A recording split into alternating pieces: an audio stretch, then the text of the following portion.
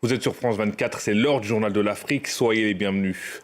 À la une, l'armée malienne dément avoir visé des civils mais des terroristes au lendemain de frappes de drones qui ont fait au moins 20 morts à Tinzaouaten près de la frontière algérienne.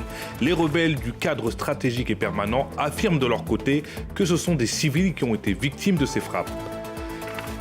L'épidémie de Mpox qui ne cesse de s'étendre en République démocratique du Congo, les autorités sont toujours dans l'attente de vaccins qui pourraient ralentir la propagation du virus. Depuis janvier, plus de 16 000 cas suspects, dont 575 décès, ont été recensés dans le pays. Enfin, le monde du concours de beauté secoué par l'affaire Chidinma Adetshina, une femme sud-africaine de parents originaires de Mozambique et du Nigeria. Victime de racisme, elle a été contrainte d'abandonner le concours de Miss Sud-Afrique du Sud. On débute au Mali où les questions demeurent au lendemain de la mort d'au moins 20 personnes dans des frappes de drones à Tinzaouaten près de la frontière algérienne. Ce lundi, l'armée malienne dit avoir visé des terroristes et non des civils comme l'affirment les rebelles du cadre stratégique et permanent. Les précisions de notre correspondant régional Serge Daniel. L'état-major de l'armée malienne affirme avoir plutôt visé des terroristes dans la localité de Tinzaouaten, dans le nord du Mali, situé non loin de la frontière avec l'Algérie. Selon les mêmes sources, les cibles terroristes ont été détruites. Mais côté rébellion du cadre stratégique et permanent, CSP, l'armée malienne et ses alliés du groupe Wagner ont plutôt visé des cibles civiles. Il y a eu, selon un communiqué de la rébellion malienne, il y a eu 21 civils tués, dont 11 enfants, sur place dans la localité de Tinzaouaten. Nous avons pu joindre par téléphone au moins 2 ressortissants, 2 autochtones de la localité, qui nous ont affirmé qu'ils ont plutôt perdu, après les frappes, qu'ils ont perdu des parents civils, dont 3 enfants. Tinzaouaten est une localité stratégique. Fin juillet dernier, l'armée malienne et le groupe Wagner ont été défaits sur les lieux et visiblement, ils ont une revanche à prendre. Cette nouvelle attaque djihadiste d'ampleur au Burkina Faso, samedi, plus de 100 personnes ont été tuées à Barça-Logo, dans le centre-nord du pays. Parmi les victimes, des militaires, des VDP, mais aussi de nombreux civils réquisitionnés pour creuser des tranchées. Une attaque revendiquée par le JNIM affilié à Al-Qaïda. Comme c'est le cas depuis l'arrivée du pouvoir d'Ibrahim Traoré, les autorités burkinabées n'ont pour l'instant pas communiqué. Écoutez le sociologue malien Mohamed Amara, il nous explique ses stratégies. Certes, le pouvoir d'Ibrahim Traoré tente de contrôler l'information, tente aussi de ne pas davantage angoisser les populations burkinabées et alentours, mais il y a un effet boomerang qu'il ne faut pas oublier, c'est-à-dire cette stratégie qui consiste à contrôler l'information, à retenir l'information et à ne rien divulguer, pourrait s'avérer effectivement contre-productive le jour où les Burkinabés sauraient le coût humain de ce drame de Barça-Logo. Ça fait maintenant 23 mois que Ibrahim Traoré est à la tête du Burkina Faso.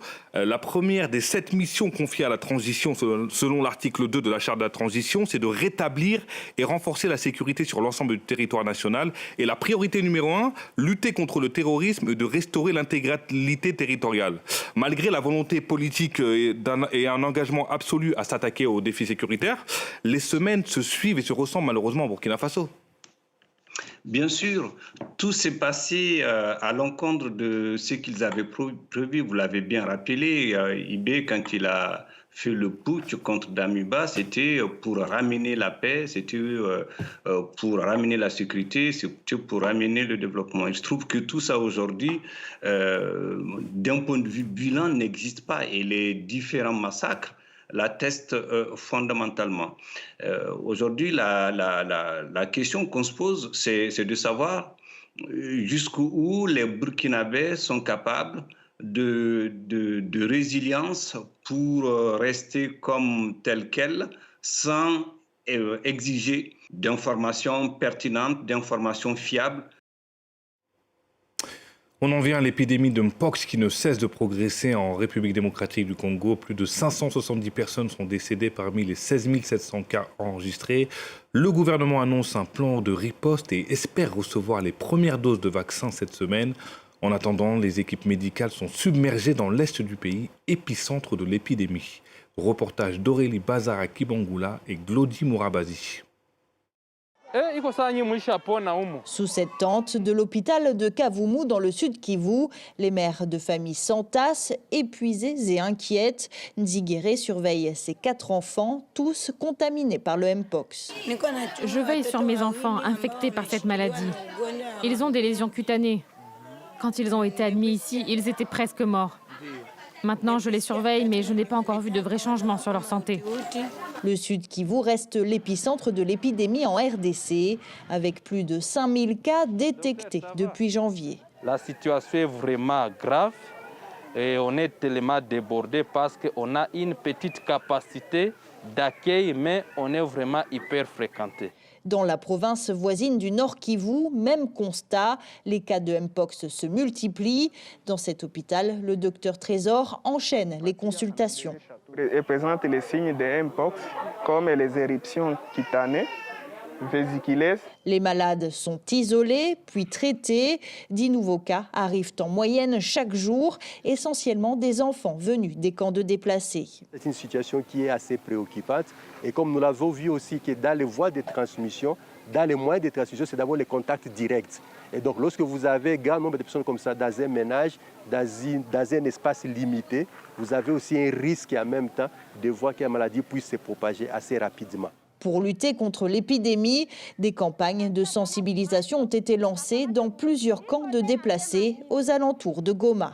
Nous pouvons tous tomber malades. Si je suis infectée, je peux vous contaminer et vous pouvez contaminer les autres. Les gestes barrières y sont répétés, se laver les mains régulièrement et éviter les contacts physiques. Des mesures difficiles à appliquer dans ces conditions. Ici, le seul espoir, c'est l'arrivée de vaccins. Le gouvernement espère recevoir cette semaine les premières doses. On s'arrête au Soudan dans son 16e mois d'une guerre qui ne semble pas trouver d'issue. Une nouvelle catastrophe a touché de plein fouet la population samedi.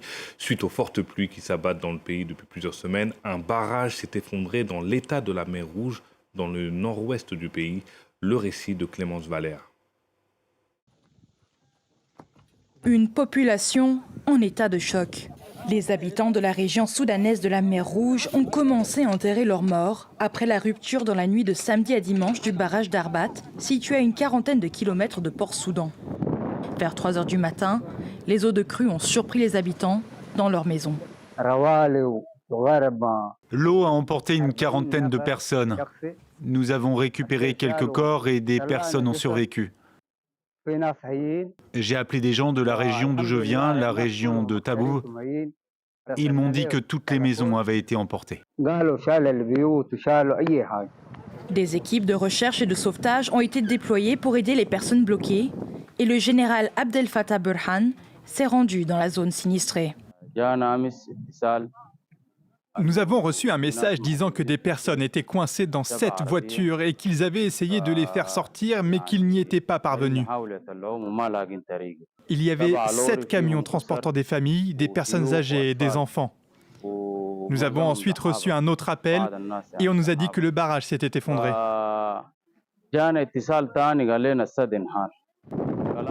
Le barrage d'Arbat est la principale source d'eau de Port-Soudan, le siège du gouvernement et des agences humanitaires. La ville est aussi le foyer de centaines de milliers de personnes déplacées par la guerre avec les forces de soutien rapide. Les barrages soudanais permettent au pays de gérer les fortes pluies saisonnières, mais la guerre a détruit les infrastructures civiles. En Ouganda, ça fait maintenant un mois que 36 membres du FDC, parti d'opposition, sont détenus. Le procès qui devait débuter ce lundi a été ajourné pour la seconde fois. Les militants sont accusés de préparation d'actes terroristes par les autorités, mais le parti et leurs avocats clament leur innocence. Les précisons dans la région de Clément Diroma. Le mois dernier, 36 membres du FDC, l'un des plus importants partis d'opposition d'Ouganda, ont été arrêtés lors d'un voyage au Kenya, le pays voisin, et renvoyés dans leur pays. Selon le parquet ougandais, ces militants du Forum pour le changement démocratique ont voyagé dans le pays voisin pour se former à des actes terroriste en vue de préparer des actions subversives. Les autorités n'ont pas donné plus de précision à ce stade concernant ces accusations. Selon le parti FDC, ces militants s'étaient pourtant rendus au Kenya pour suivre plusieurs séminaires et formations de leadership destinés principalement aux jeunes cadres du parti. Les accusés sont retenus maintenant depuis plus d'1 mois dans une prison au nord de Kampala, la capitale ougandaise. Leur avocat parle aujourd'hui d'accusations ridicules et affirme qu'ils risquent jusqu'à une peine d'emprisonnement à vie. Plusieurs ONG et opposants ougandais ont déjà demandé leur libération depuis 1 mois. Et le procès qui devait débuter ce lundi a été ajourné pour la 2e fois. Le tribunal affirme qu'une partie de l'enquête est encore en cours. En Tunisie, au lendemain du limogeage de 19 membres du gouvernement, le président Kais Saied a justifié ce vaste remaniement par des impératifs de sûreté nationale face à des blocages dans le fonctionnement du pays. Parmi les 19 ministres remerciés, ceux des Affaires étrangères et de la Défense. On termine avec cette histoire qui a fait grand bruit dans l'univers des Miss et concours de beauté. Début août, Chidima Adetshina, une Sud-Africaine de mère sud-africaine d'origine mozambicaine et de père nigérian, a été contrainte d'abandonner sa course au titre de Miss Afrique du Sud après avoir subi une violente campagne xénophobe. Après son retrait officiel du concours sud-africain, l'organisateur de Miss Univers Nigeria a offert une place à la jeune femme. On l'écoute. Je pense que mon histoire est très forte et qu'elle peut avoir un impact considérable. Parce qu'elle concerne beaucoup de personnes qui ne sont pas acceptées, beaucoup de personnes qui luttent encore pour leur identité. Pour que nous puissions progresser et avoir un meilleur avenir, nous devons nous unir. Je sais que c'est une très bonne plateforme que je peux utiliser pour nous unir tous en tant qu'Africains. Ce n'était pas une expérience facile, c'était très dur. Parfois, je n'arrivais plus à sortir de chez moi. J'ai beaucoup pleuré. Je ne pense pas que quiconque mérite les réactions négatives que j'ai reçues. Mais j'ai grandi dans tout cela. J'ai rebondi. Et ça prouve ma force et mon courage. Et c'est la fin de cette édition. Merci de nous avoir suivis. Restez sur France 24. L'information continue.